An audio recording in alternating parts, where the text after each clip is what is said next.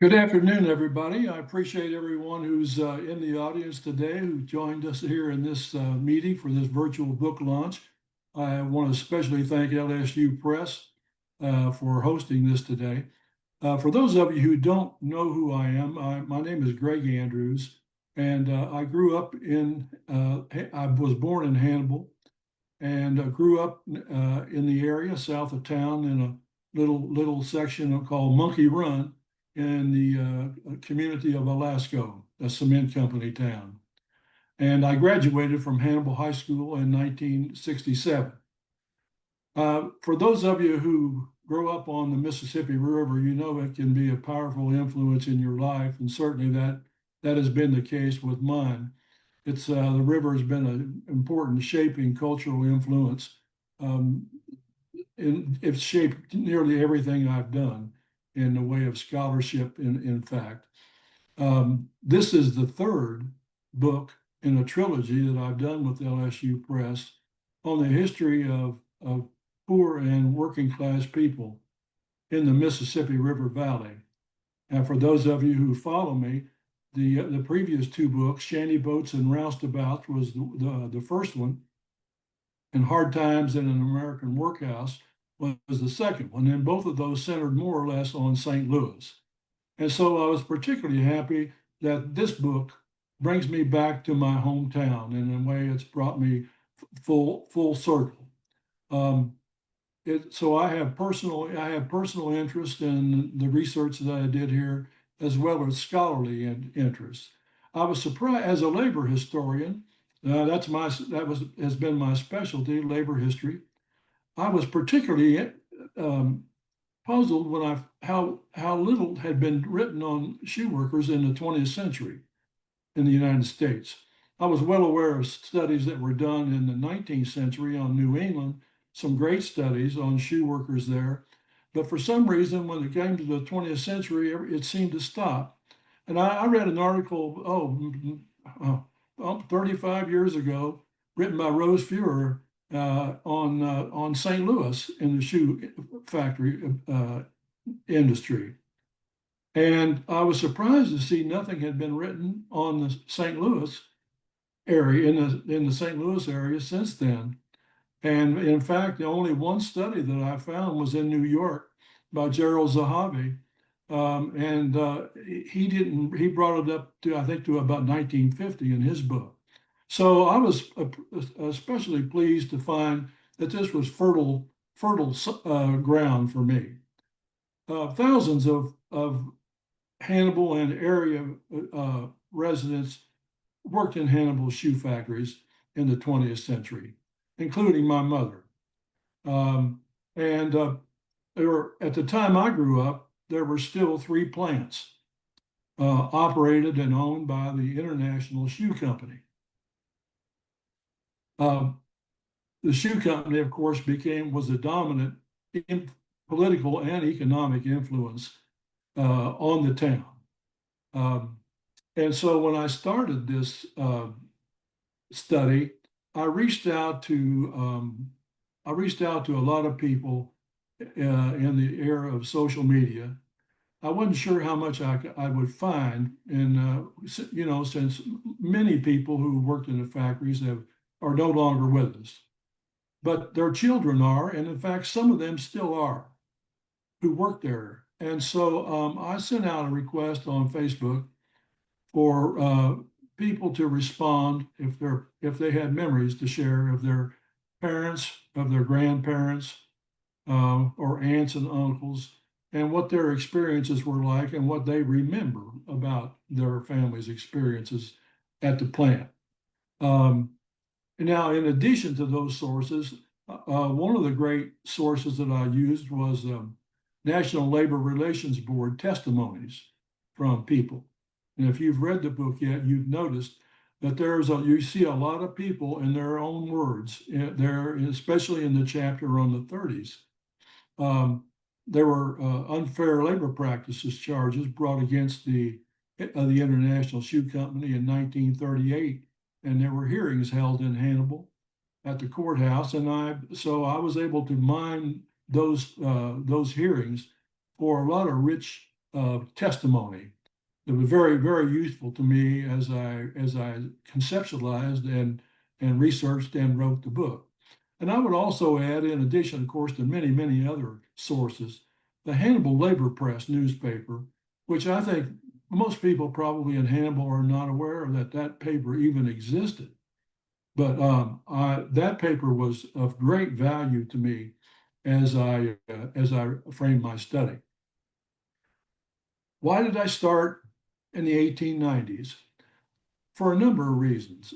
First of all, the Hannibal, before the shoe industry became prominent, what depended on lumber economy, and by the 1890s, that lumber economy in the era of steamboats was largely had played out.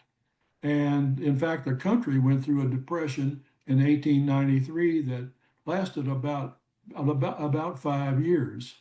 And so Hannibal found itself, the town leaders found itself in a bit of a bind as they tried to figure out what's going to be the next engine that drives Hannibal's growth, economic growth.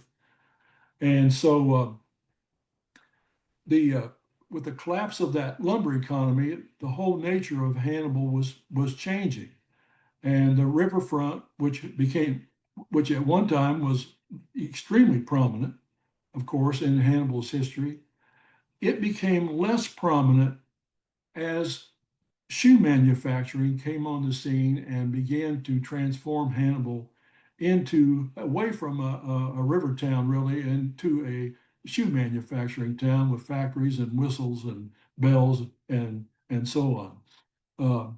In Hannibal, in 1894, two businessmen, Beverly Hickson and E.P. Bowman, formed the Hickson Shoe Company. And I think the way I want to launch into this is by following the shoe. In Hannibal, the Hickson Shoe Company manufactured in a plant on 3rd Street. They manufactured shoes, and they had developed a woman's shoe that was about 6 inches high. And what they wanted to do was to sell to a wholesaler in St. Louis. And this is where the International Shoe Company, or its forerunners, come into play here. The Roberts, Johnson, and Rand Company in St. Louis was founded in 1898, and they were wholesalers. They were not producing shoes at the time. They had come up from Memphis, and they were from the Deep South, in Holly Springs, Mississippi, and Alabama, and their families were rooted in slaveholding wealth. They came up, a fact that, by the way, will shape their racial hiring practices as well as influence their authoritarian attitudes toward labor in general. And it helps to explain their pattern of harsh labor policies. So the Hickson Shoe Company made contact with Roberts, Johnson, and Rand and said they were looking for a contract with them to sell their shoes. And at first, I'm just going to say RJR, I'll call it that. At first, RJR turned them down because they said they were looking for they had bigger fish to fry, so to speak, and turned them down. But Hickson went in person as a follow-up visit, and with him, he took a design for this woman's shoe, about 6 inches in height. And he showed him that and told him they were producing that in the Hannibal plant on 3rd Street. And would he be interested in selling those shoes as a wholesaler? And they signed a contract. And once the shoe was taken to St. Louis and the company's marketing sales department took over, that shoe became extremely popular, not just in St. Louis, but all over, wherever the RJR's the sales reps went. The shoe became very popular. And so in 1899, the following year, Jackson Johnson and Oscar Johnson, who were affiliated with RJR, they asked Hickson and Bowman to step up the production. And they lacked the capital to do that at the time to expand their factory. And so as a result, the Star Shoe Company is formed, and the RJ&R puts in a lot of money, pumps a lot of money into the firm, and they become the dominant controlling force in the company. And so they then begin to operate the Star Shoe Company plant in Hannibal in 1899. Um, what RJR's objective was to shift shoe production from the Northeast to the West, which Hannibal, St. Louis considered the West at that time. Because before then, for the most part, people bought their shoes that were manufactured in the East. And so RJR wants to change that so that St. Louis becomes a center of shoe manufacturing as well as wholesaling. Um, so once the RJR got in control of things in Hannibal, then they began to put demands on the people of Hannibal. Within the first year, after letting the plant operate for 1 year, they threatened to move the Star plant that had belonged to Hannibal. They threatened to move that plant to St. Louis, pay off the stockholders in Hannibal, and go on their merry way, so to speak. But they said there was a catch. And that catch was if the citizens of Hannibal would agree to come up with some money, quite a bit of money, they would consider keeping that factory in Hannibal. And what RJ&R demanded was a site. I believe it's about a 3-acre site or 3.5-acre site. They demanded that site. And they also demanded at first that the citizens of Hannibal pay half the construction costs of the firm and not charge them any rent for 5 years, and also provide other freebies, utilities, free utilities or cut rates on utilities. And so Hannibal businessmen who were in that meeting had to go back to Hannibal and have tried to figure out what are they going to do, because Hannibal's about to lose their plant unless they come up with this money that RJR is demanding in St. Louis. Well, so they launched a public subscription campaign, and it became almost like patriotic. Your patriotism was defined according to how you gave, whether you contribute to this campaign or not. And of course, RJ&R promised then on their end of the bargain what they promised to pay so much out in wages in 5 years and create so many jobs. And they fulfilled that. And so I'm gonna cut through this here a bit, but I believe 3 times RJR, once they got their nose under the tent, they had Hannibal people over a barrel because they kept asking for more and more and more. And I believe on 3 separate occasions within the first 10 years of the Star Shoe Factory's existence there under the control of RJR, first time I believe they got about 20,000, and then another 20,000, and then I think by the end of the decade they had probably around the $70,000 had come from the people of Hannibal who subsidized the shoe company there. And those subsidies helped the company in St. Louis expand, and they began to open factories, not only in Hannibal. Hannibal was the first, and it was the largest of the plants operated by RJR at the time. But those demands for subsidies were very, very crucial to the growth of the company in St. Louis. And by 1911, the RJ&R put together a merger with the Peters Shoe Company, another well-known, well-respected shoe company in St. Louis. They formed a merger to create the International Shoe Company. And so the company that my mother worked for, and that many people who in Hannibal whose relatives worked for, that's how that company originated. Now, it wasn't the only company but it became the dominant one in the 20th century. Alongside that company, also there was one that was controlled by Hannibal businessmen, local capital, um, and that was called the Bluff City Shoe Company. And I'll just mention a couple of names here: W.J.A. Meyer and John Logan Jr. They were the prominent figures in putting together that company. And Logan had operated. He was a small he owned a shoe store in Hannibal on North Main Street, and he also had a workshop upstairs where he manufactured soft sole shoes for babies. And when Meyer was a wholesaler at the time, and when RJR took over the Star Shoe Company, they told him he couldn't have any more shoes to sell because they needed them for their customers in St. Louis. And they were bigger orders. They were looking for bigger orders. And so they squeezed Meyer out of the arrangement. And so he went to see John Logan and said, asked him if he could make a woman's shoe for him. And Logan replied, he'll do better than that. And if they go into partnership, he'd begin to manufacture together. They would start their own manufacturing company. And that's how that company started there. They had all kinds of early struggles. They too eventually benefited from public subsidies to help promote the company. But they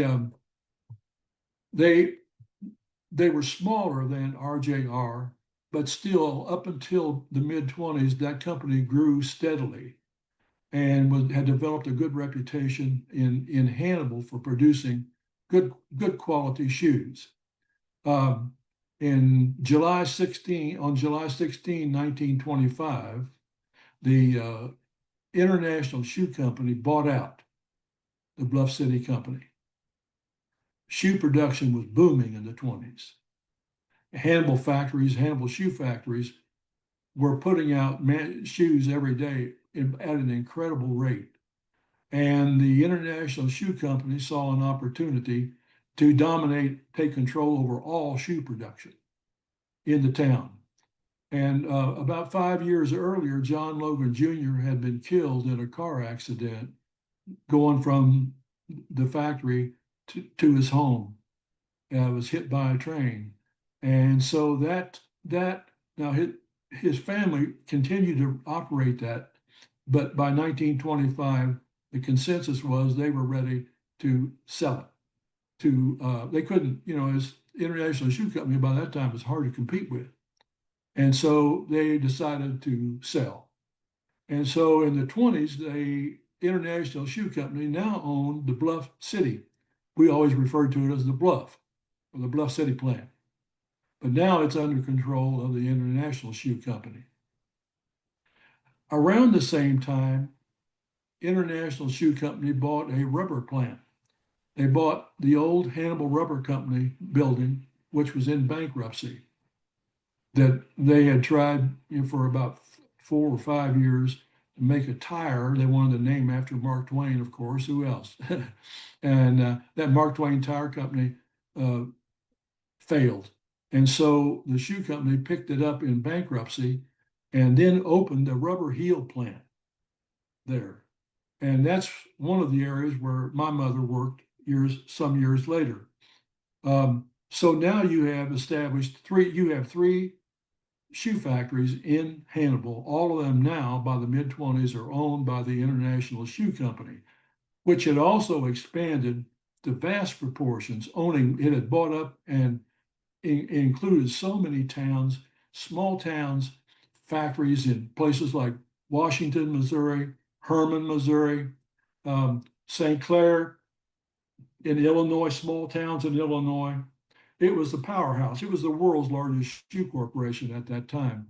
And so now they are in complete control of production in the city of Hannibal.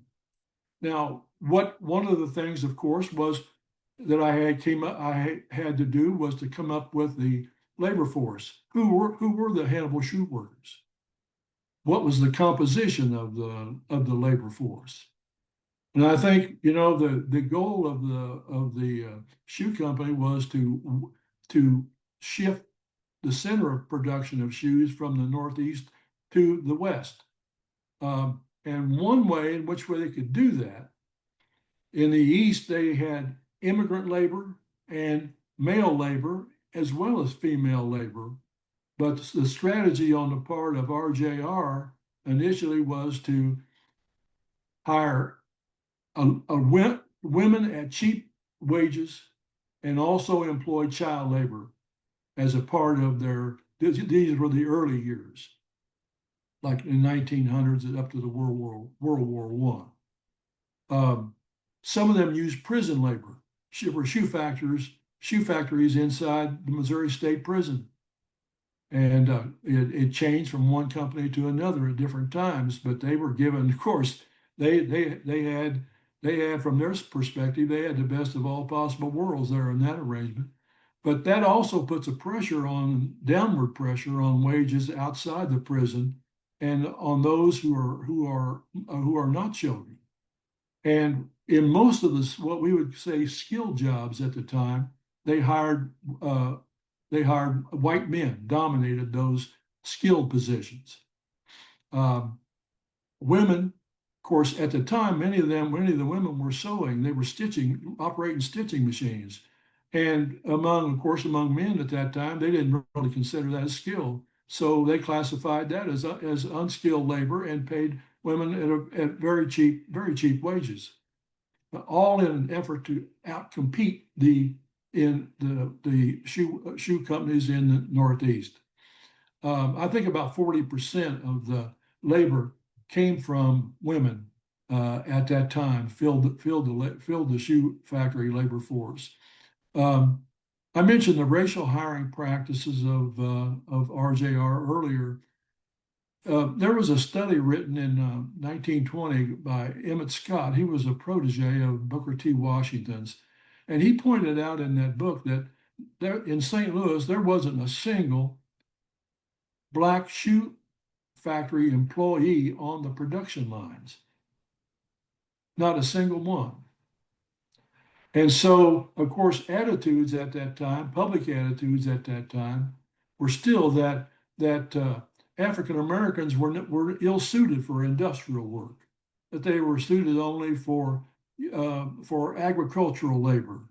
And the ones who were hired by the International Shoe Company and the Bluff City Shoe Company in Hannibal, the black employees tended to be given jobs in menial and the hottest and the dirtiest jobs in the plant, and not on the production lines.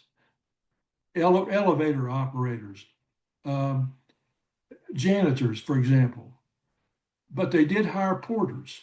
And so you found a number of black employees in Hannibal working at the rubber plant, especially, working in shipping and receiving. And starting around World War I or so, there opened up more opportunities for black workers. And so some of them came in, some of them were able to get into the shoe factory, even though at those lesser desired jobs, they were able to get in and begin to make wages that were higher than what they had been accustomed to in other capacities, And then this happens, the same thing again happens in World War II, where we see a flood of black employees into the factory because of the huge demand for labor in the 40s during the war. Now, within that labor force, of course, you have people. Some of the employees wanted to unionize. Some wanted to stay loyal to the company and not unionize, and some wanted to unionize, but with a different union. And so you get these squabbles that take place, and it turn into some pretty bitter fights. In fact, there were two waves, I would say, major waves of militancy by workers in the shoe factories in Hannibal that is unionization drives. And the first one came around 1910 and 1911, and a Local 43 was formed there. It was a more radical union at the time, influenced by socialists who broke away from the mainstream labor movement because they were upset with the lack of success and lack of progress. And they complained that the other wing of the labor movement was basically in bed with the company. And so you have these bitter divisions, and Hannibal at that time chooses the United Shoeworkers rather than the Boot and Shoe Workers Union that was associated with the AFL. Now, by World War I, and they had some success. I have a picture of the local, thanks to Steve Cho, and who gave me permission to use his picture in the book, a picture of that union. And that's the background to that picture, by the way. But by World War I, that union had pretty much been defeated. And in fact, up until the 30s, the company had pretty much been able to beat back all challenges to unionize the plants, plural. And of course, that was part of the strategy of Jackson Johnson, the president of the International Shoe Company, was to disperse these factories out to these small local towns where they thought they could get cheaper labor and workers would be less willing to join labor unions. That was the strategy. They called it the St. Louis idea. They relied on Hannibal police and Hannibal public officials to keep labor unions out of the plant. So the company could stay behind the scenes and avoid having its prints on what's going on in terms of the anti-labor policies. And I would just recommend that, we're getting a little close to the Q&A session, and I just want to say that chapter on the 30s just was, to me, was the most fascinating chapter. I think that as I researched and wrote it, I learned an awful lot about Hannibal in that chapter, especially that I did not know before then. But running union organizers out of town in the shoe industry business became a blood sport in Hannibal. And mob violence, sanctioned by the mayor and sanctioned by the public officials. It was quite shocking, even for a labor historian like me, who's used to that sort of stuff.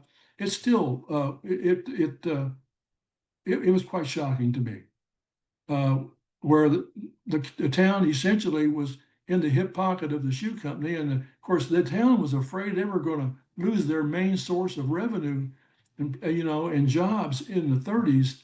And so they're afraid of the shoe company and the power of the company.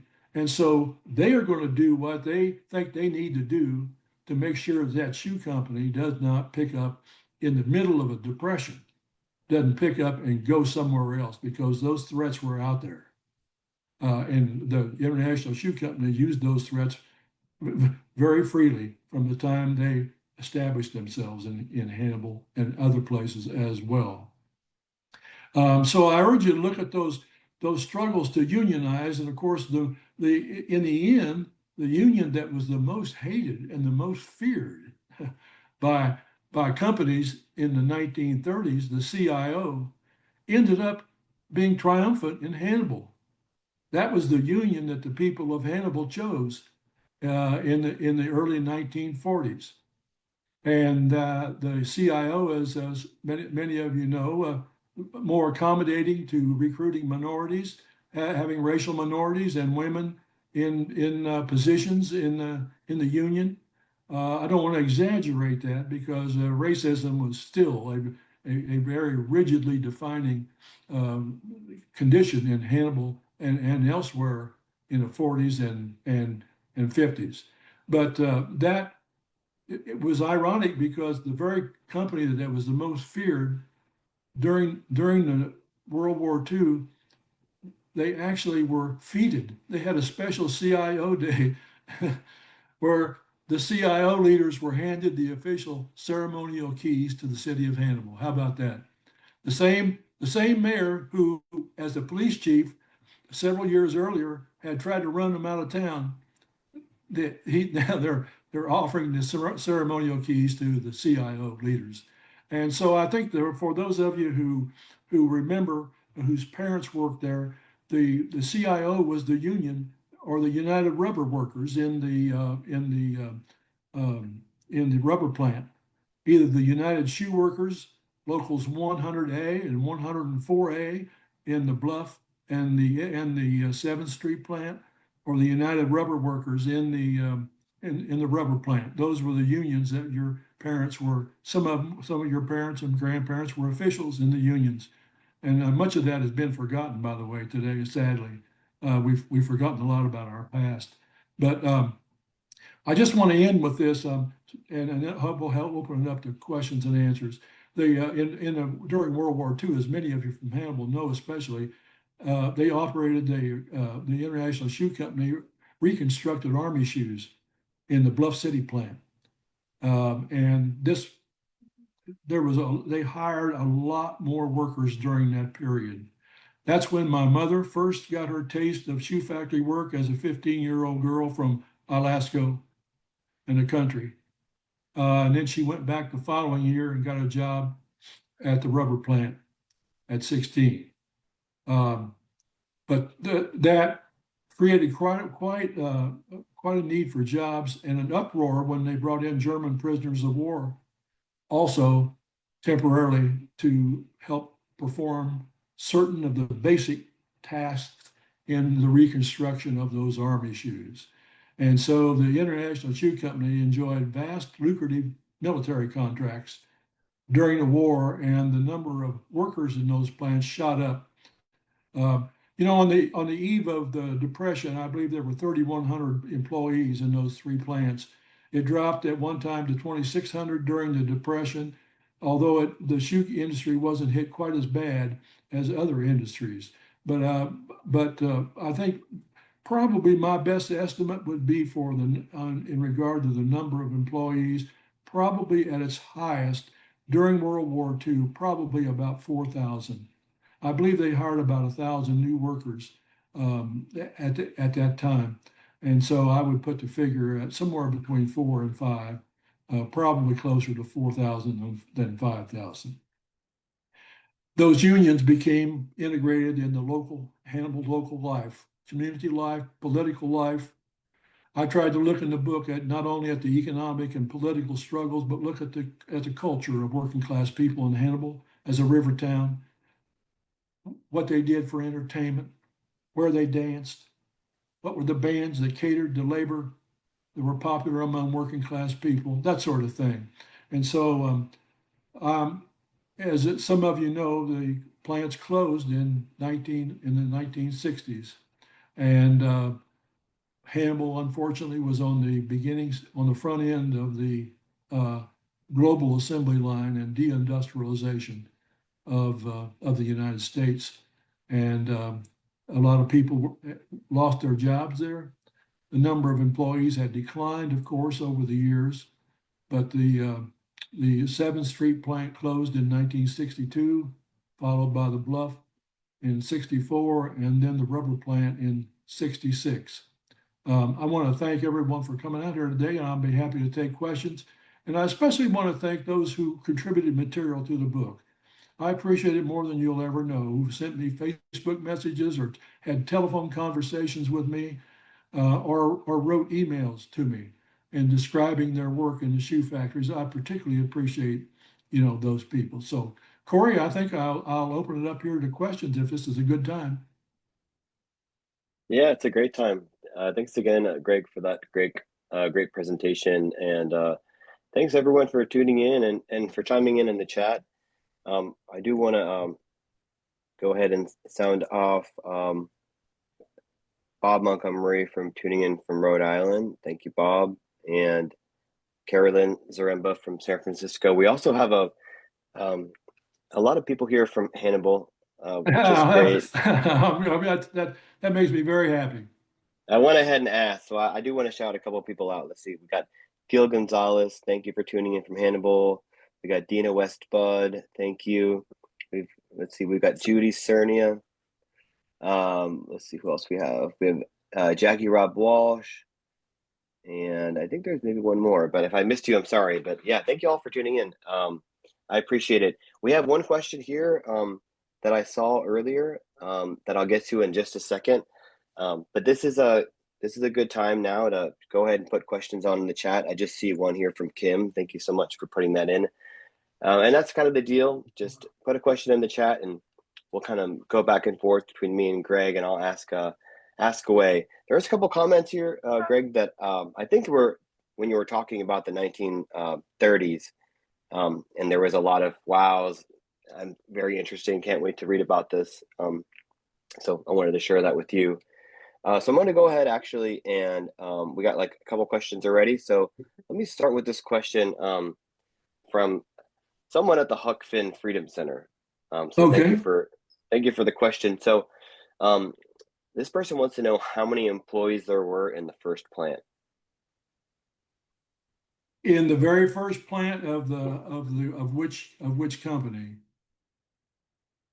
Let's pause on that, and if you have a follow-up there, put it in the chat and we can ask. Oh, well, Go ahead. Let me just say that I think in the early 1900s, at first, when the Star Shoe Company was created, there was about 100 that started, but it multiplied fast. And then I'm remembering, I think maybe 300, but with each addition they made to the plant, then the number of employees expanded. I believe probably by 1911 or so, or by let's say by World War I, there were well over 1,000 employees in the International Shoe Company's plant there. The Bluff City plant had, as I recall, and they remained steadier in their employment. I think it was around 300 to 350, somewhere in that range. Of course, varies according to layoffs and that sort of thing, periodic shutdowns. But I know that by 1929, by the time the stock market crashed, there were over 3,100 employees in Hannibal's 3 plants combined. That the poster said Bluff City, so perfect. You answered that question. We got a lot of great questions here. I'm gonna go ahead and go with this question from Kim next. What do we know about healthy shoes and toxic materials in the shoe manufacturing? Were there tanneries here? Supply chain of the leather? That's a very good question. I have a chapter called Shoe Factory Blues, and it looks at the working conditions inside the shoe factories. You know, the shoe industry there were many dangers and hazards for workers, from substances and also machinery, dangerous machinery. In general, those injuries were not as life-threatening as in the immediate sense. For example, I wrote years ago, I wrote on the cement industry in Alaska, and injuries there were often led to death. It's not like that in the shoe factory in business, but if you look at there were injuries to fingers, lost arms, a lost hand or a mangled hand, caught up in equipment that could have been easily protected. There are a couple of really gruesome cases that I mentioned in there, in which two women had their hair get caught in a machine and it scalped them. And although they both survived, one of them died, I think, in her 40s, and the cause of death was cancer from that spot where they had sewn her a scalp, but it later led to cancer and an early death. But I like the way I read a work by a factory inspector back in the early 1900s, and he said the next time when he was speaking, I think to a crowd of people, he said the next time you talk to a shoe worker, ask to take a look at their hands. They got a finger missing, or they got 2 fingers missing. Those were the kind of injuries, and I think glue, the naphtha fumes from glue, also were harmful to the workers, and that would most specifically affect women, because they often sat with open receptacles of glue right by their work, and they breathed that all day long. And some would, now in a long-term sense, I don't think that was, you know, not as is not life-threatening, but people got sick from it. And you may not even understand what's going on at the time. You're just nauseated, you're dizzy. Um, and I have some great words from that were given me by people on Facebook about their families and the role of glue and ruining of clothes and everything and getting it all over them. And so there was that sort of thing. Then there's the issue of course the factories had fans, but you're breathing in a lot of different toxic elements that come from the factory there. And so I don't know that any study has ever been done, on the health hazards faced by. What's interesting, I think, and I look back at the same was true of the cement industry, but now you see as nations abroad in what we tend to call the third world manufacture, produce cement or shoes or whatever at very, very cheap wages and under very, very difficult conditions. We see studies among them. And what a pity we couldn't have had those studies here, in the United States, so we'd have a better understanding of how that on the job experience influenced their health and maybe even caused their death at an early age. We don't know. That question from Kim. Kim said that she is a Hannibal resident, so I wanted to add that in here. Ah, And we got another Hannibal resident with a question. This is from Lisa Sheffield Pemberton. Greg, you mentioned your mom started working for the shoe company when she was 15. Would you say that that was the youngest they hired, or did they hire younger? What were the working conditions, hours, they, etc.? that's a good question. Um, let's take child labor first. Now, by the time my mom in the mid 40s went to work there, child labor generally was no longer employed there. Earlier in the century, yes. And although Missouri passed laws, we know how that is about a law is one thing, but enforcing it is another. And all it would, like, you were supposed to be 14 to be able to work in a shoe factory. But I give examples of young children who were injured on the job, who were 11, 12, 13 years old at the time.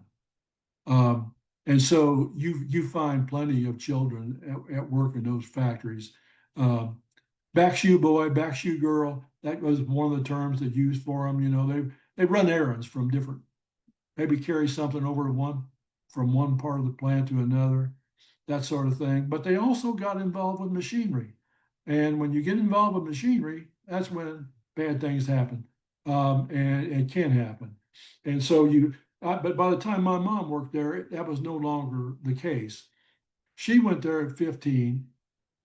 From what I remember, she worked, I believe, about 8 hours in the summertime. But when school started, she was in the eighth grade. When school started, she continued to work 5 o'clock. She went to school in the daytime and took a bus into Hannibal and worked from 5 to 9 until she graduated from Marble Creek School. That was the eighth grade. When I say graduation, I mean eighth grade. And then after that, she went to work at the shoe factory full time. They ran buses, so for people who live in areas outside of Hannibal, I have a lot of information on people from Center, Palmyra. This bus, the Burlington Transportation Company, made the rounds of bringing workers into the plant during World War II. So they go to Canton, they go to towns like they stop in Palmyra, but other small towns like that, and brought in workers. They operated in Rawls County, Center, and so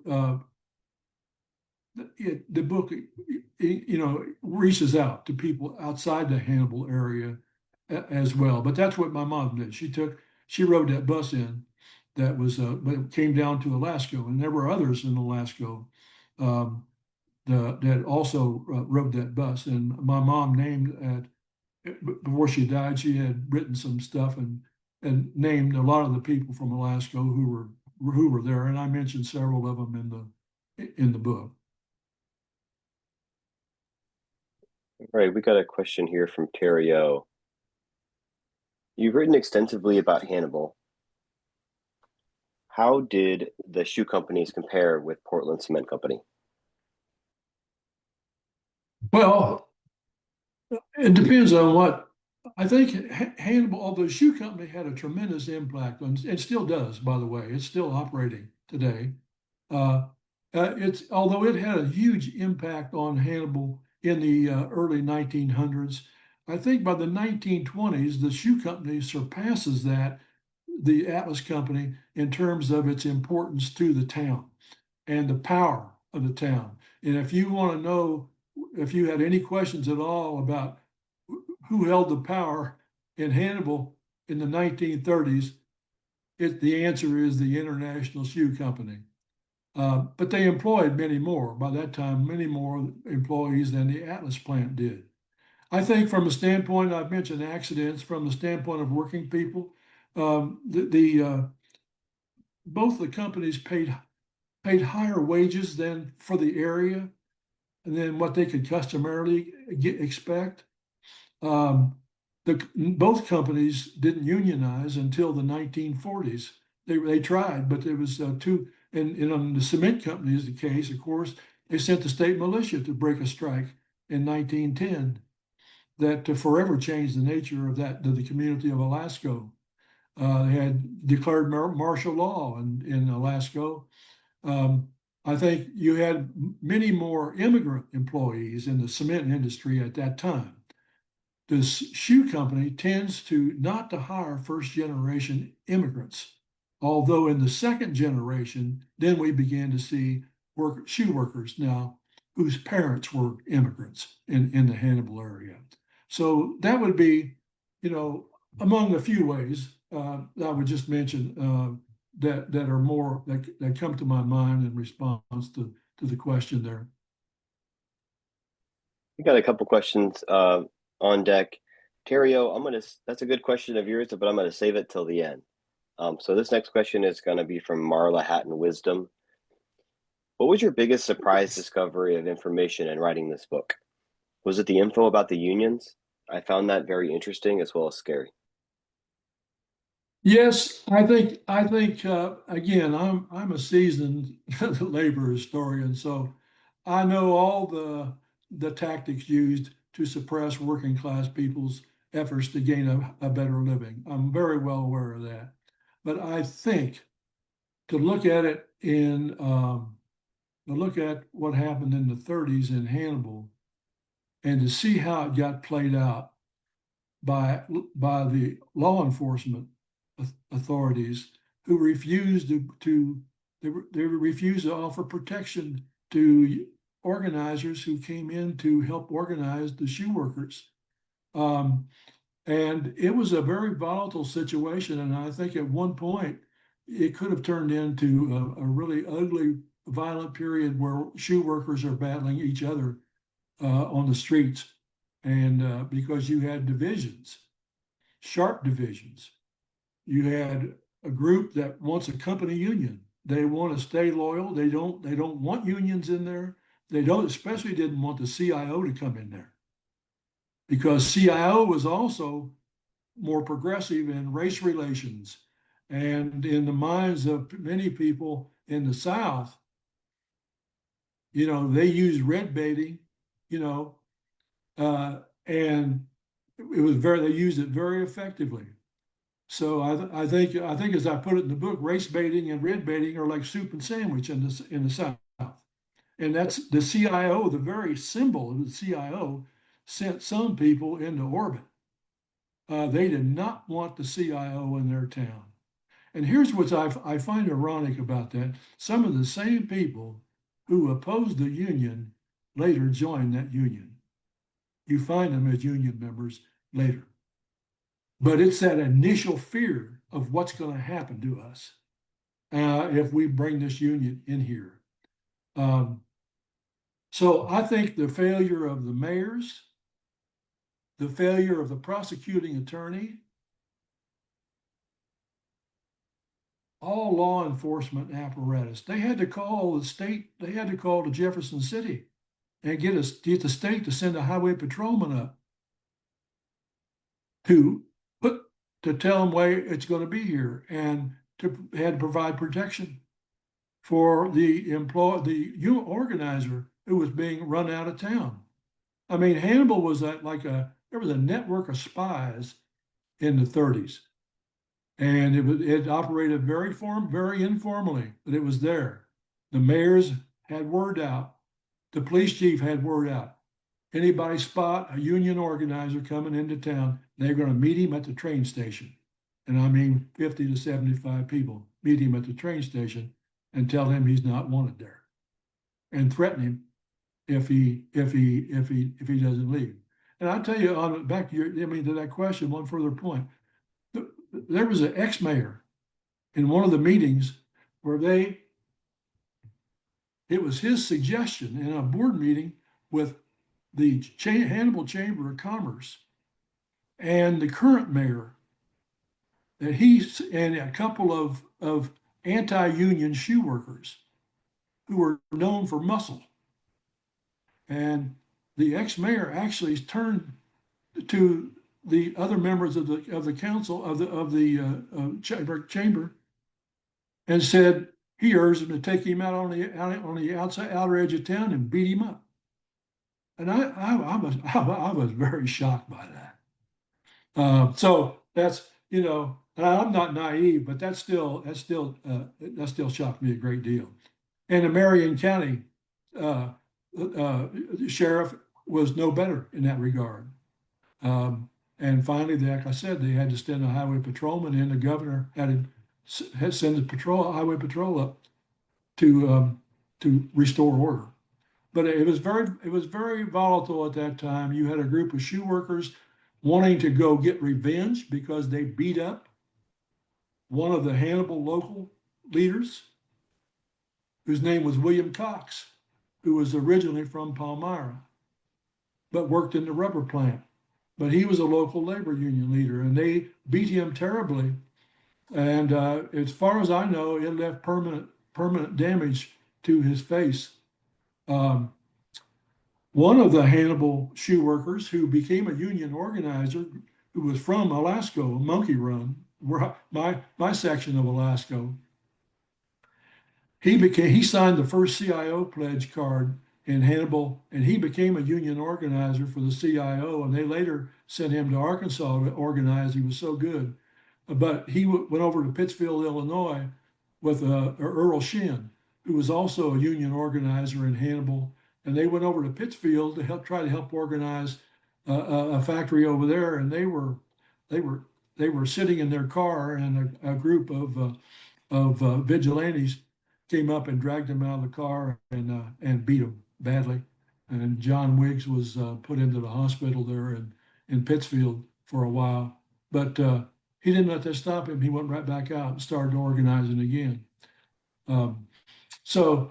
But you had one group of shoe workers wanting to retaliate against the other group for what they had done to William Cox and what they were threatening to do to other people, other workers there. So, and I think only the calm intervention of the Hannibal Labor Press newspaper editor helped smooth conditions there, or otherwise it could have gotten very bloody on the streets. We've got 4 questions on deck here. We're going to try to get out of here around the top of the hour. That is to say, if you've got a question, you could put it in the chat. We probably have enough space for about one more. We got a comment here from Terrio in the chat that says, interesting to hear about the crap that went on and the authorities, police, sheriff behavior, the violence. Yeah, it was typical of the 30s, though. It wasn't unique to Hannibal. I mean, that was you find that across the land, and some people fear we were on the verge of revolution in the 30s, and but it wasn't unique to to Hannibal at the time, you'll find similar tactics being used across the country in industrial cities like Detroit and Chicago. And of course, Hannibal was a much smaller town. And maybe that's why it seems a bit more shocking to me since it is my hometown. But yeah. I've got a question for you. Now that you've written this book, do you see your hometown of Hannibal, Missouri differently at all? And if so, how? I don't think I see Hannibal any differently today. Um, I don't, that bothered me, of course, the stuff in the 30s. Um, but, Hannibal, since the shoe factories skipped town in the 60s, Hannibal has reinvented itself more or less as a Mark Twain tourist town. Now, it started well before the 60s, but I think it really picked up steam in the 1960s. And that is, I think, is the sort of the engine maybe that of growth that replaced the shoe companies. Um, I'm not surprised by anything, frankly, anymore. It's and I've years of being a historian and just my own life experiences. Uh, I can't say that I reevaluated my relationship with Hannibal.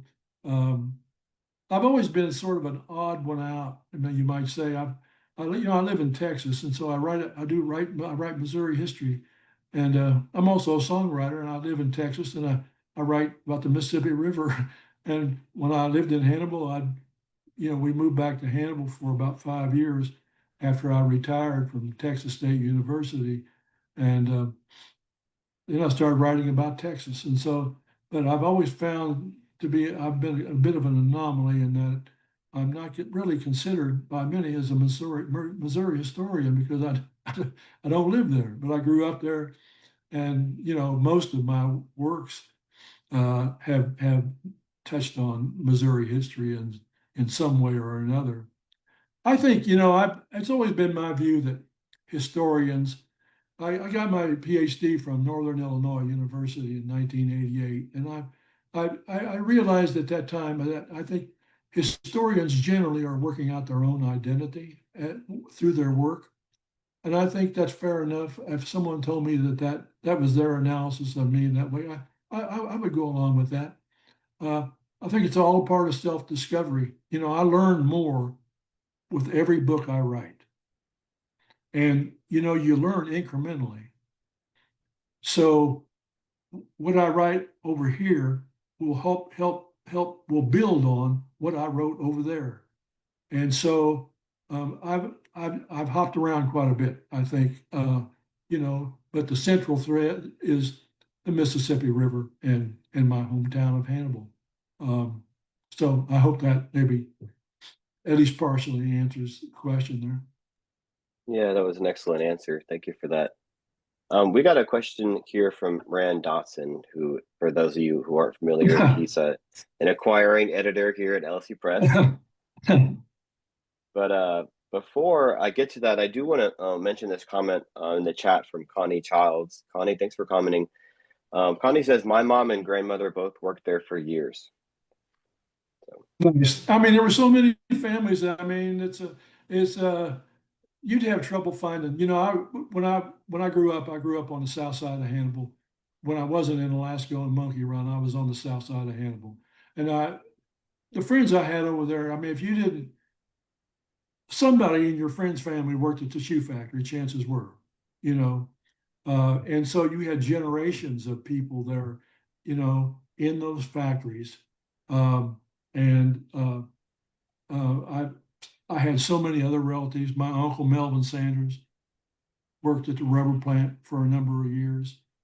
My cousin Ernie Sanders worked in one of the shoe factories for a while. Uh, just so many relatives of people in Hannibal, were a part of that shoe factory experience. And I think one of the things that and I really would like to mention this if I could just hold you just a minute or two longer. Um, growing up in Hannibal's working class, I mean, I came from very humble roots, and I'm very proud of that actually. Um, and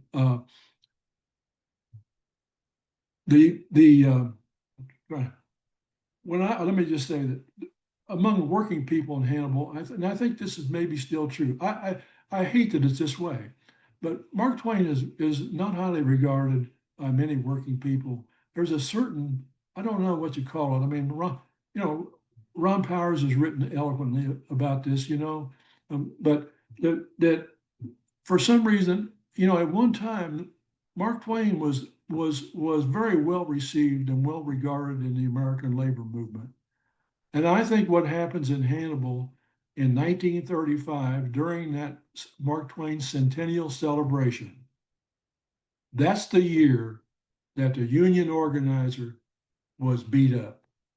And there were concerns about they were all for the Mark Twain celebration, but they used non-union labor building the lighthouse, and that upset a lot of people in labor. And I think the violence that was then perpetrated against shoe workers in Hannibal during the mid 30s, I think that generated the resentment that sadly carried over into Mark Twain himself. And that's my theory based on what I researched and wrote in this particular book here. I think that may be where it started. Then once it gets in there, it has a logic of its own. And you don't remember where the hatred came from or the low disregard for Mark Twain. I heard all the anti-Mark Twain things growing up. He was a drunk and all that, just dismissal of him. I tell you, I felt cheated because I went through there. I didn't go into the Mark Twain cave till I was 20 years old. And I didn't really start reading his writings until I was in graduate school. And boy, what I had been cheated out of all those years in getting to know who Mark Twain was. I'm not a Mark Twain scholar by any stretch of the imagination, but I love his writings. And I read many of his works, and I just have a deep appreciation and love for what he did for the river and the descriptions of the Mississippi River.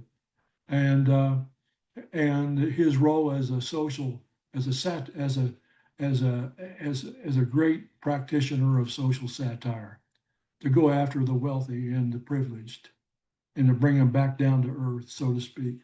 I don't want to go on too much about that, but that's what I did want to add that comment. I think that sadly turned a lot of average working people in Hannibal against the very name of Mark Twain.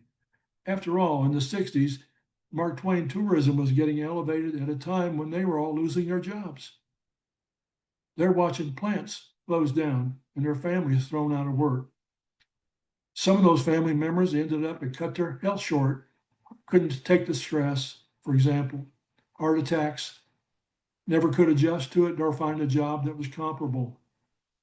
So I think that has something to do with the timing of that, of the flowering of the Mark Twain tourism industry in the 60s, and then by coincidence, that's when the decline is taking place in Hannibal shoe factories as they leave town. We got a couple comments that I want to read. Just to kind of summarize here, I'm gonna finish asking one question here, and then I'm gonna end with your question, Terrio, and then we'll call it a day. Is Rand But still there? Rand is still there. I'm I like dramatic pause to this question, but I do want to say in regards to what you were saying, a couple comments, and then I swear I will get to Rand's question. Lisa Pemberton said this was in regards to you being a Missouri historian. She said, "Well, we think of you that way. You are missed in these parts." Oh, well, I appreciate that. And we also have a comment here from Donna Loffer, who says, "My mother worked there too during World War II. You helped to explain the work of ordinary people. Enjoyed going to high school with you." This is from Donna Donna Schultz. was a great classmate. Yeah, very smart person too. I want to add that. All right. Well, this drum roll. Now we're ready for Rand's question, which is, what is it that you want readers to take away from this book, but in general, your trilogy of books about like working class labor history set in Missouri? Well, I think, for example, in shanty boats, I recovered the history of people that we have not traditionally thought of as working class people. And you have to get out on the bank, on the muddy banks sometimes to find the people that you're looking for as a historian. You have to get out, you have to think outside the box. And I think, the Shanty Boats book, and then by the way, tell Rand I appreciate, he's put up with me for about 4 years now. I keep knocking on his door with another manuscript. But anyway, I think, the Shanty Boat book, I found a whole different part of the segment of the American working class that we didn't know anything about. And you found them on the boats. You found them in the Louisiana swamps. You found Cincinnati farm kids going south to work in the timber in the Louisiana swamps, and a whole culture of that had developed there on the banks of the Mississippi. And then the roustabouts. We knew very little about. We only knew about the caricatures of roustabouts. Labor historians generally regarded roustabouts as unorganizable, that you could not get a union out of them. Well, that wasn't true, and I think I showed in that book 1892 the strike. Yes, they did. They came together to try to put up a staunch resistance against the conditions that the steamboat companies were dictating to them at the time.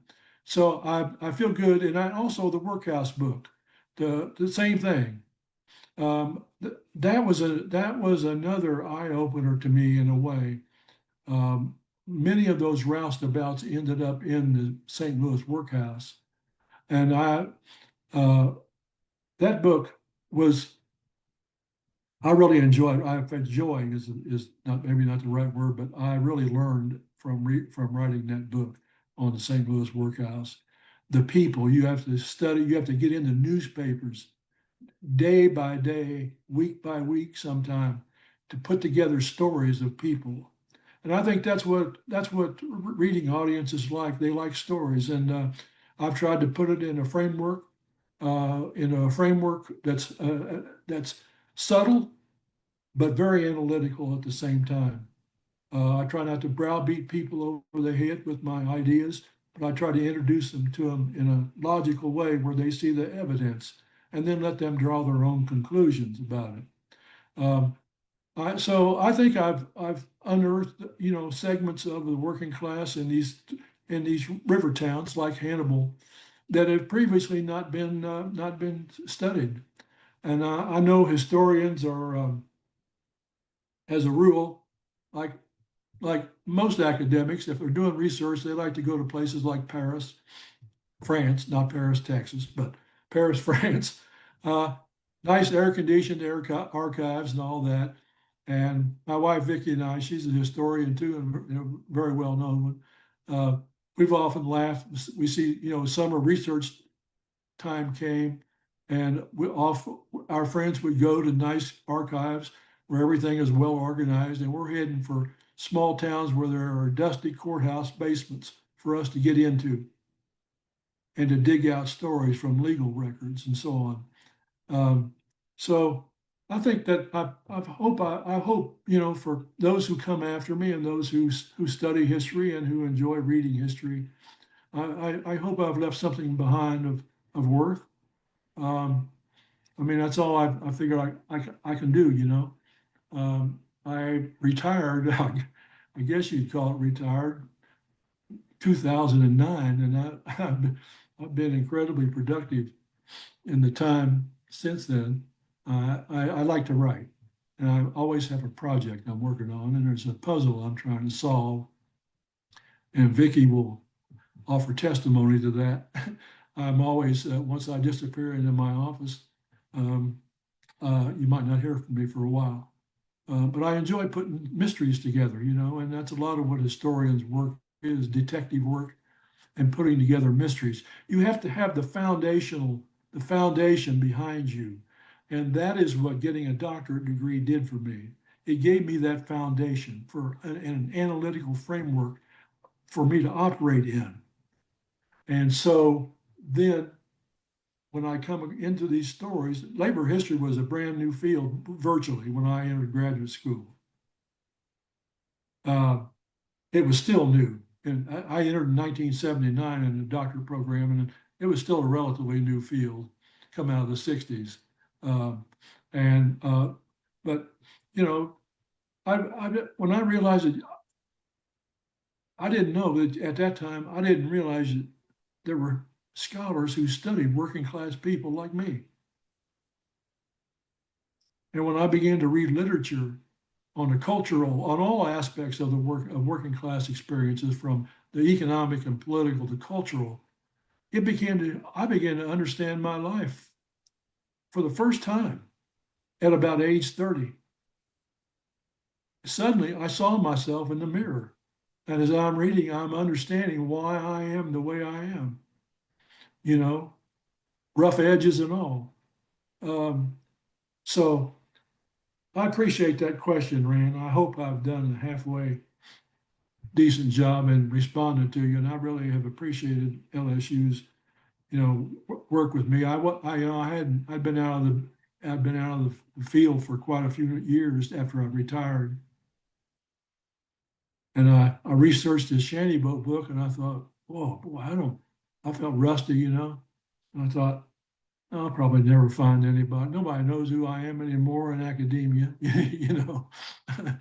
uh, and I emailed Rand, and he immediately asked me to see what I was writing. And from there on, it's just been a great 4 year, yeah, I guess it's been about a 4 year run for us, and with 3 books here to show. And so I've, and I think Rand has the love of the Mississippi River as much as I do, I think, or that's what I concluded about him when I first started communicating with him. After all, it's Baton Rouge. That was a really touching answer. Thank you for that, Greg. I'm going to read a couple comments here that I've collected, and then we're going to get to that last question from you, Terrio, and then we're going to call it a day. Okay. We do have a lot of comments here, and I do want to read some for you. Carolyn Zaremba said, "Love the Shanty Boat book. I learned a lot." We got a comment here from Sherry Sanders that says, "Super interesting, Greg.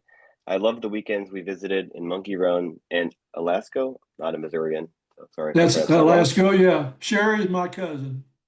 Nice. Yeah. We have a Terrio saying, "I appreciate Gregg's voicing the issues of folks who are not usually allowed a voice."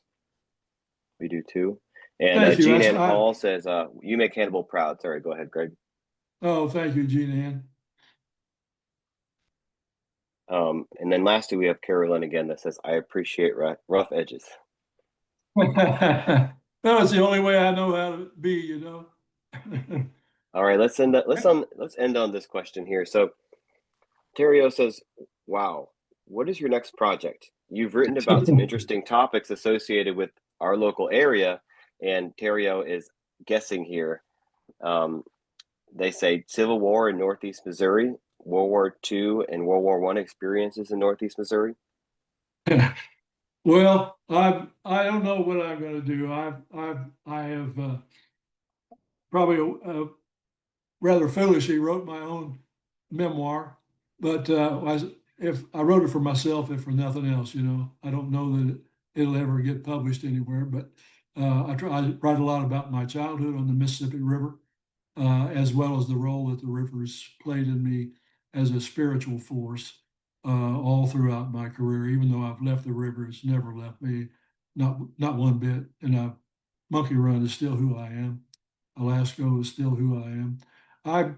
It's funny that question should come, Terry, because I got a journal got a hold of me today asking me if I had any other projects in the hopper, and wanting to see them if I had some that weren't book linked, And so I've been dragging out some stuff that I've been working on for a while, and that probably will keep me. I don't know that I'll ever do another book.